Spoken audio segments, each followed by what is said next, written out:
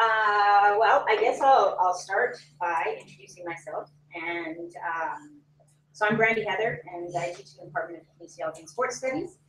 And I have been doing that now for 18 years. And I am the chair of the Research and Scholarly Activity Committee, and I have been now, this is my second year doing that. And my hope is today that we get an opportunity to ask some questions.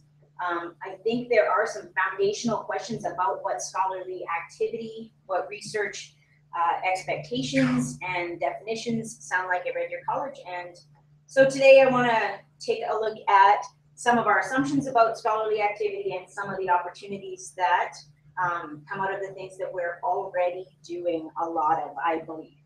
So please feel free to ask questions and as we go along, and feel free to comment if you're at DSB or in the audience. So the first thing I want to start with today was taking a look at definitions. I think sometimes this one becomes overwhelming.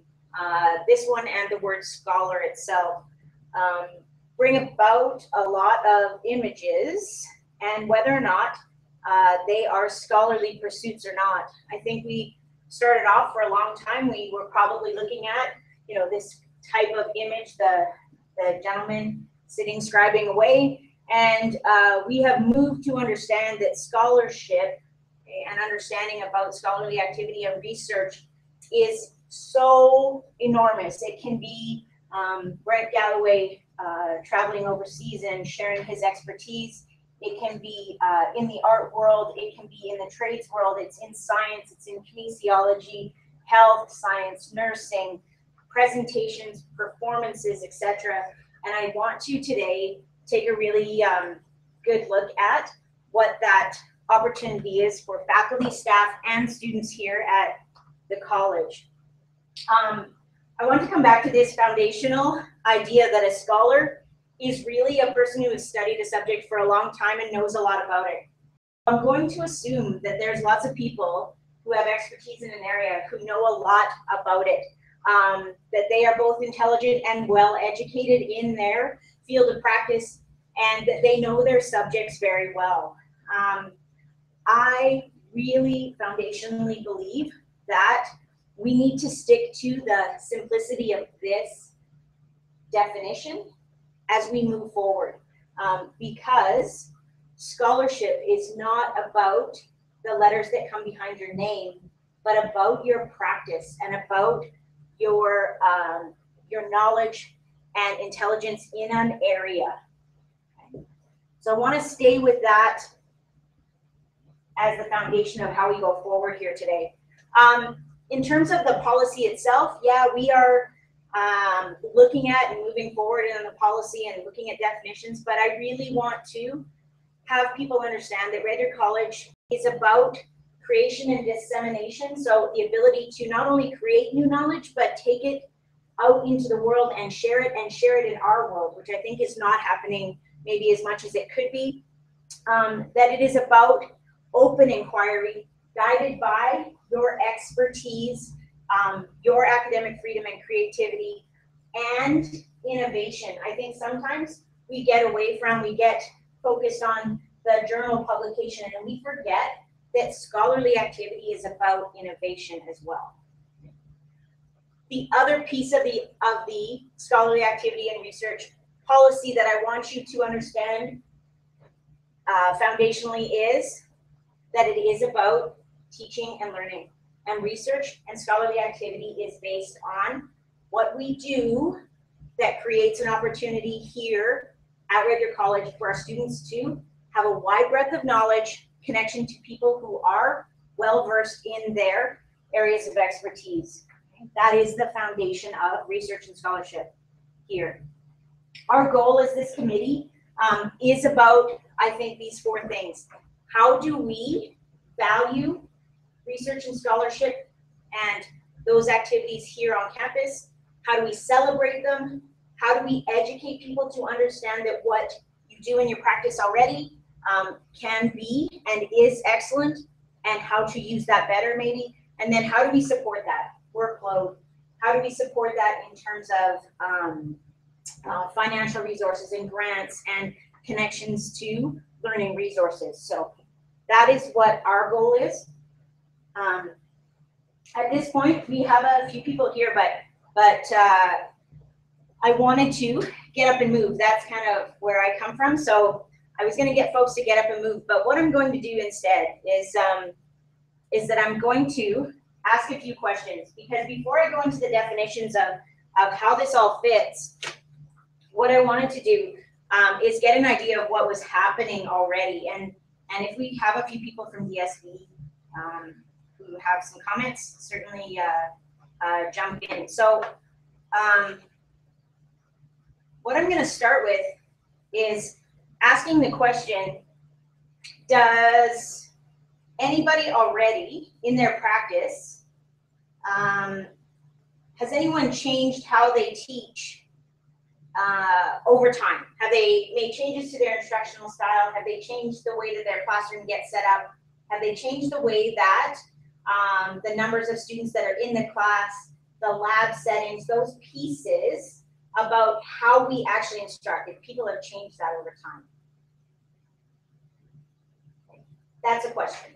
If you have changed how you teach, the numbers you teach, the way you teach, whether or not you're using this technology or you're using the whiteboard technology or fancier pieces of equipment, etc. Why are you doing that? And taking a look at places where you have used something different in your classroom and then gone out, observed it in other places, shared that information with someone.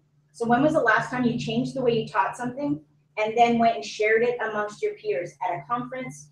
When did you take it and share it at a department meeting, etc.? And someone said, wow, we should really take a look. That seems like it's an effective way to teach this type of information. So those questions alone lead us to some of the areas of the scholarship of teaching and learning.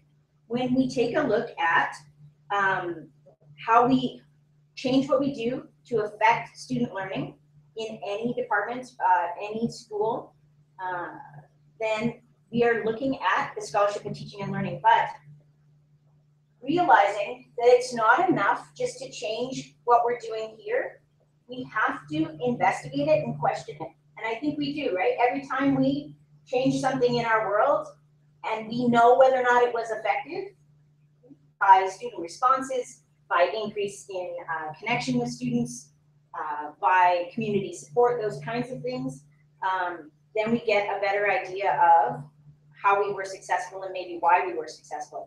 Not very many of us change something in our teaching pedagogy and then look back and think, I don't really care why that worked. I just do it. And not very many of us walk into a classroom every day and think, I think I'll just pull this off the top of my head and not plan or bring in new resources. There's probably not very many people here teaching who are teaching the same information they taught 15 years ago. Why? Because you care about what happens in this space and it changes. It does not matter what area you teach in, it changes. When we change curriculum, when we change processes, etc., our classroom changes. And how do we adapt to that and learn and then share those learnings, even if they are not really positive learnings? There's many times where we bring in a new teaching style, we bring in a new method of teaching something, and then what happens? It's terrible, right? The students dislike it, the instructors dislike it, but we have to know what happened there in order to move forward, even if it wasn't perfect and great. Okay? So those are some of the things that are wrapped up in the scholarship of teaching and learning. Times when you have gone to a conference, you come home from a conference, you have found something excellent, you've discovered a new partnership in the community, etc. You come home, you're excited by that, you start to integrate that teaching method, those new research, new products, new information into your courses, and it's really effective. Your students are all of a sudden understanding something better. Study that and understand it. Then we have a basis for going forward in the scholarship of teaching and learning.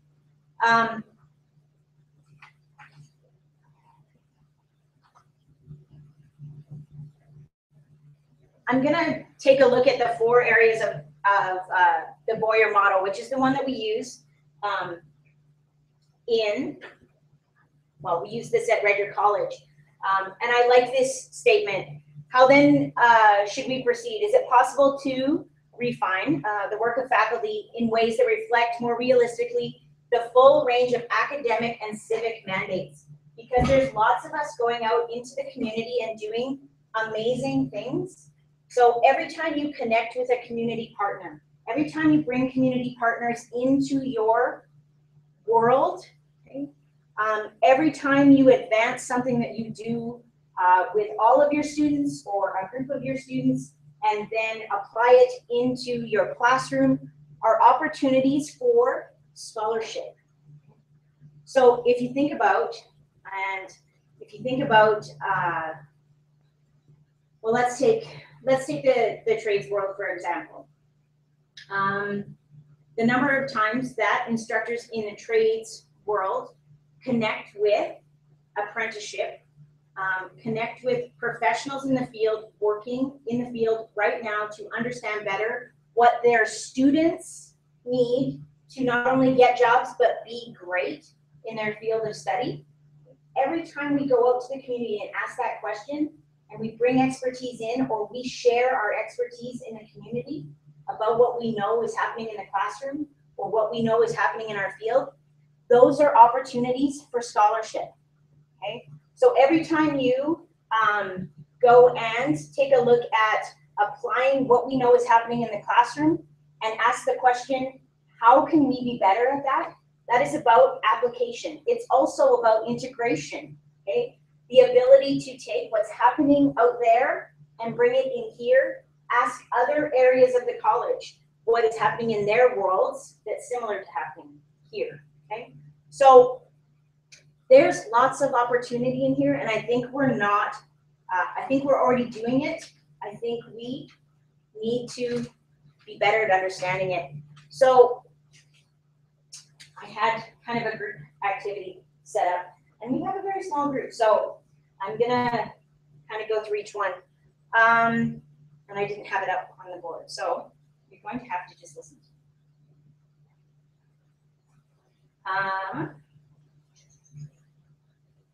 So if we look at the scholarship of discovery, I need to look into that. That's okay, I can go through this one. If we look at the scholarship of discovery, that piece there, that is often what we are thinking about as the research-centered foundational research, production of journal articles and writing of texts and chapters, production of that kind of foundational research knowledge. We have lots of people on campus doing great foundational discovery knowledge. They're asking great questions. They are finding answers and publishing that. I think sometimes, from my world in health sciences and in kinesiology especially, that we don't do very much of this, and we get very stuck. When we hear the word scholarship, we get very stuck in discovery, that we are not publishing. We are not writing chapters in books. We're not writing our own books. We are not peer reviewing things. We are not publishing scripts. We are not creating prototypes. But all of that is in this world of discovery, and it's foundational and it's important to scholarship and research.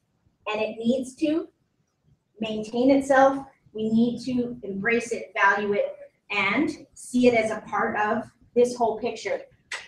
But I want us to remember that there are 3 other major pieces here. The scholarship of integration, okay? I want to talk about, when have any of you had an opportunity where you have partnered with any other schools in the college? Anyone partnered with other schools and asked the question about curriculum, how they're teaching it? Okay. So when we take, so I'll give you an example in my world. When kinesiology partners with the nursing faculty, and we get an idea of how those 2 groups will integrate in the community eventually, and we start to study, wow, what do we learn in here that we could reproduce in the classroom that is happening now in the real world? Those are opportunities for integration and scholarship. Every time my department, for example, goes out into the community and asks the question, where can we find new placements? Where do kinesiologists fit? We are asking about integration. Is there a possibility that we fit in education? Is there a possibility that we fit in health sciences? If you are in business and you are connecting to the community and asking the question, where do our graduates go? How can we give them better foundational knowledge? Then we are connecting to the community. It is an integrative process. When we take the opportunity to actually see what's happening in all of the other spaces here on the college campus, when we take a researcher who is excellent at research in science and bring them into our world to take a look at what we are doing in practice and understand how we can do some research statistics on that, we are integrating our knowledge, and that is part of scholarship of integration. The other side, this scholarship of application, is when we take the opportunity to connect to applied opportunities. So times when we may be partnering with organizations, we may be partnering with the students, we may be partnering with committees or boards, etc., and asking the question about how can we apply the knowledge that we have and give in the classroom to real life scenarios or situations. That is the scholarship of application. Time when you take your students into research and project work and apply what you're learning in the classroom to the community or to industry, then we are in application. I heard read a great quote, and it's actually out of Boyer, that we can no longer afford the luxury of pursuits confined to an ivory tower, that scholarship has to prove its worth not only in terms of scholarly activity, but in terms of service to the world. And this application piece, I think about the number of places that I've been able to travel and take my applied learning in the classroom and take it to other countries, other spaces, other recognized places, universities and colleges all over the world. And when I take what we learn here and I apply it to those situations, that is application. I have not ever written a single paper. I have not had my name put on anything besides a conference poster, but I have presented information all over the world, and it is about my applied experiences here. So I'm not speaking from a point of view of a typical research-based, discovery-based person. I have had the opportunity to play in all of these worlds and seen how it can be valued, seen how it can be supported and recognized. But the one thing I also want to say is to ask this question of, yeah, we have all these things that we do, and if you get an opportunity to really think about it, why do we do any of those things? Why do we connect to community? Why do we connect with other resources in the college? Why do we not walk in the door every day and teach the same thing over and over and over and over and over? Why do we do that? I went to the School of Education. They can fill up the boards with the new innovative things they do in their classrooms every single day. And you guys in every school could do that. You could fill up the boards with the ways that you can think of, that you apply what you learn every day in your classrooms, outside to the community, in connection with your students, in research projects. You could do that, but why do we do it? I think we need to come back to that.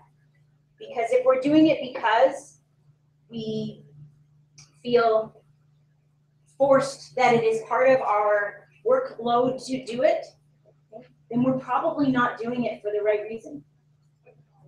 If we know that we are great because we go out and find great opportunities for new knowledge in our classrooms, new knowledge in our learning spaces, new learning spaces. If we understand that, and that's why we do it, it's so important. If we are adding it to the side of our workload all the time as extra and extra and extra and extra, it cannot be valued. Okay? It can't be valued. We need to say that we do it because it is about what happens in our classroom. If you have a wonderful research idea, you want to understand better what is happening in your classroom, if you want to pull in resources and you don't feel like you have time or energy, etc., to do that, and it takes away from your teaching and learning, we need to find resources and ways for you to do that. Because we need to study what happens in these places. It needs to be renewed all the time. And that comes back to that research and scholarship of teaching and learning. We will always need to renew what happens in these classrooms. We cannot do it off the side of our desk. And we do have great questions. We have great questions in this institution that need to be answered about the use of technology, about the use of resources, about the use of applied learning. We have to answer those questions. And every time you ask a good question and it goes unanswered, I think we have to ask, why? When I start something in a classroom and I ignite the learning in a whole classroom, I hope that I get the opportunity to take a look at that and share it with 3 or 4 other people and ask questions about how it's happening in my world, and then I get to share it with the community. I often think that we forget about all the things that we do as instructors, as faculty, as staff, and students here, where we take our expertise and we share it. Those are all applicable pieces of research and scholarly activity. It does not have to be published. It does not have to be a chapter in a book. Those are excellent ways to produce research and scholarly activity, but it is not the only way. I really hoped that today was about asking some questions and getting some examples. So I'm hoping that, I know we are taping this, so I'm hoping that when people have questions about that, that they ask someone who is on the Research and Scholarly Activity Committee. Myself, and there's several great members. Every school has a representative on that committee. Please find them, I will post them. The CTL is full of incredible resources on how to figure out how that scholarship and scholarly activity looks for you and how it can work for you, what the resources and support can look like for that. But remembering why we do it. We do it to maintain the viability of great classrooms, of great teaching, and of great learning. Questions?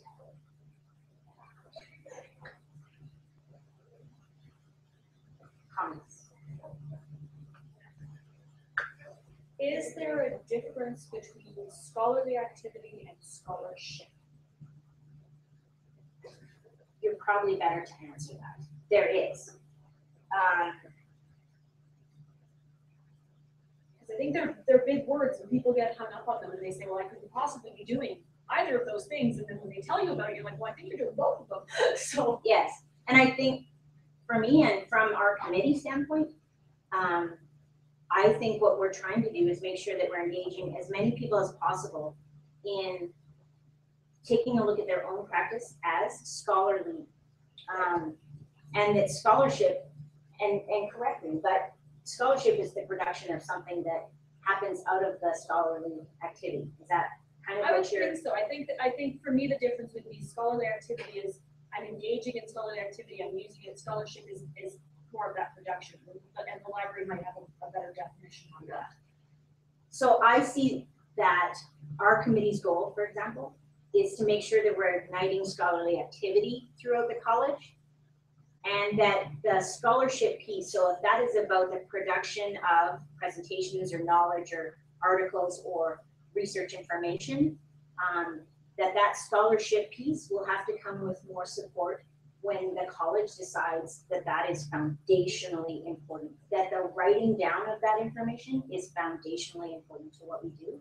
Right now, I think as a committee, what we want very much is that people understand the importance of scholarly activity, which I don't think is something that we actually have to say very much about, because we have great scholars. We have great, well-educated people all over this college.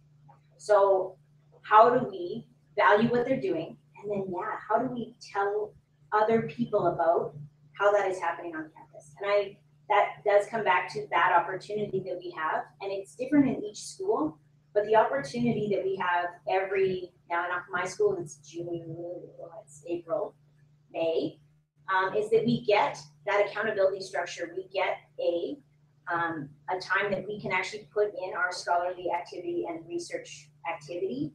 So if everyone's seen that document comes out, like it may come out at different times during the year, but it's your opportunity to write down the things that are happening in your personal scholarly activity. And people are often asking, well, if that is not a requirement of my job description, if scholarly activity is not a requirement of my job description, why do you keep asking about if I'm doing it? And the reason behind that is we want to know all the great things that you're doing. We are not trying to force anyone to do research in an area that they have no interest in that. What we want to do is understand what is happening across the college, because very many people will say, yeah, we've got all this wonderful applied learning going on, but we don't know how to promote it until we understand what's happening. And until you understand what the definitions are, we're at a crossroads. I think scholarly activity is about great teaching and great environments and great opportunities to connect with the whole world. But the scholarship piece, the writing it down, in effect, the publication of that and then dissemination of that in a really formal way, I think will change as we change as an institution, but it has to be supported. I think the amount of work that it takes to make it formal scholarship is enormous. And the people that are publishing now and writing books now and doing that type of scholarship right now it's an enormous amount of work. But if you think about how we could take what we're doing in some of the classrooms and share it at conferences and around locally, provincially, what we're doing, I think we need to market that. Yeah. So the faculty member wanted to learn more about examples of scholarly activity at RDC, or to understand better about how what they're doing might be defined as scholarly activity. What resources are available to help with that? Well, right now, it's actually part of this series that we're doing right now. Yesterday, 2 days ago, we had a presentation in the CTL about different areas of scholarly activity. I think as this committee, we are starting to talk about stories, the stories that are happening in all of the different spaces. And I think if you wanted to know right now, it's difficult to find.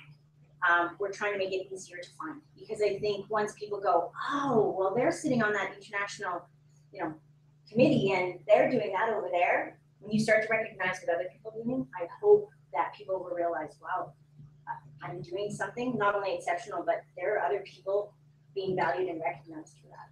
And it goes to strategic planning and analysis, but I don't know that it comes to them in a big spreadsheet, and I don't know that they ever distill it and publish it anywhere, because for me, it should be a matter of public record that I should be able to look and go, oh, Randy's doing this and Ken's doing that, and then go and talk to them about it and find out more. I don't know that we have that system of even internal dissemination of what we're doing internally, but we should. SPA has the data, and yeah, and you can get it if you ask. They'll send it to you. Yeah. And they do send, it's part of their reporting to Yeah. the government. For the accountability Right. report. And it goes to the board also. So it's there, but it's funny that we send it out elsewhere, but we don't use it internally. And we have, at the end of the year, Research and Scholarly Activity Committee, we break it into lovely pretty pie charts, but it doesn't give specific examples. And I know what you're saying is that, and I think the opportunity that I would certainly like to have and our committee would like to have is to sit down in the schools and ask what's happening there. Because I think if you start to ask the people who are foundationally involved in those schools, if we come to the school and say, you know, when was the last time you changed how you taught that particular piece of your curriculum? Or remember the time when you took students aside and that was really important what happened in that interaction that increased their ability to learn something, or those kinds of things. I think we need to break it out into that. I actually think we need to get away from the titles. I think the titles Are scary. are scary. And then people don't know what to do. So I've heard the numbers of faculty who've gone to, especially teaching and learning conferences where they went to observe because they didn't feel like they had anything to present. And then they got there and they went, well, I could already do that. have done that. I'm already doing that. I could have presented. So The fear, I believe, is one of the barriers for some, is concern or anxiousness as to whether what they're doing would be constituted as scholarly activity. And so even if there was a forum to share the stories, so he talked about the event in the last couple of days, if we could capture some of those stories in short YouTube clips or something like that even, so that it would give people a window to that world and help them build a recognition and confidence that what they are doing is defined as scholarly activity. And in doing that, it would encourage them to start sharing their stories and then collectively build some momentum towards a better understanding of how many tremendous things are happening, which then would spur ideas of other tremendous things. I agree. And we started that process last year. We started that process in June last year, sent out to all faculty and asked the question, what are you doing in your classrooms? Would you like to share? And we probably got 15 great responses of short 200-word stories. We're now just trying to, and again, a lot of that is happening off sides of desks, but we're now trying to collect that and say, yeah, we need to share that. We need to share those things. So, yep, we're working at that for sure. But I wonder if it should be, and maybe answer that question, should it be specific to your school or the whole college? Because I learn more when I hear what's happening in psychology, for example, than I often do. I often know what's happening in my own world, often, but I don't know what's happening in other worlds. We share that. I think picture it as a confidence building process where initially it may feel more, people may be more open to hearing within their own school. And then with confidence, be interested in exploring outside of their comfort zone. I could be wrong. No. I don't know. no, I think that would be accurate. And I think when we've had, interdisciplinary groups of people come together and talk about what they're doing, they don't realize that, oh my, that's how you're teaching a lab in nursing. Well, that's exactly what I do with my shop students in welding, for example. We're picking on the welders today. But you never know if you never encounter those people because you're siloed off in your area. So, And the other part to that is, there is the reluctance to think, well, nobody's gonna recognize what I do. I'm not right? special. Well, yeah, I'm not doing, yeah. I'm just doing my job. Yeah, and then when you actually have those conversations, you start to realize that it's not that different. But the wealth and the breadth and the depth of scholarly activity that takes place at Red Deer College is not well known. I can picture an exact case of a conversation I had with a newer faculty member, and they were describing a new experience they had teaching in a new form with students off of our campus even. And at the end of their 3-minute description of what they had provided, my apology was that I should have videotaped that because it was a tremendous illustration of passion and exploration and learning that others could have learned from. That was a If they simple do it again. example. Would they put it in writing? Probably not. No. But they were, as excited as they were, they wanted to share that story with others. And it's a story that others could learn from. We need to make forums for that. Yeah. And whether it's an online forum, because some people don't want to, they're not the stand up in front and tell you all about it. But boy, if you got that passion out of 3 minutes conversation, we need to know that. And it's one of our greatest qualities here is the passion of the instructors. Absolutely. We don't share it as well as we could, for sure. I'm not hearing anything from the ESB people about wanting to call and ask questions. Okay. Responding to They will, I'm sure they'll have questions later when they review this in their pajamas. That's what that's the one. So thanks very much for coming today. I know I tried to talk, I think really, if I can say anything, it's that go tell people that we actually are all incredible scholars here, and we need to stay away from it. So this was streamed.